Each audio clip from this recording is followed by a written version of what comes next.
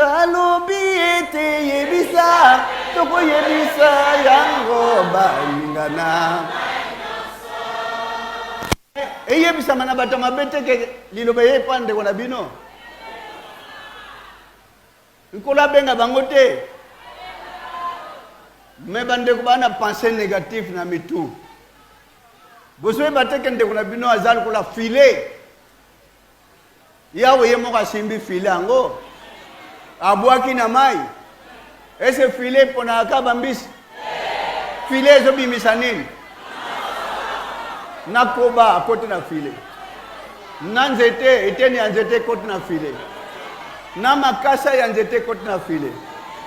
na matiti nyonso ya Kongo ya sika ikota na filet na mbisi ya mike na nyoka ikote na filet na nguma pe kote na filet tant péché raison benda awiyebisa nyoka longo na filet awiyebisa nguma longo na filet awoloba na nzete yoka ngami na filet nenga aw na waka na besoin ya bambisi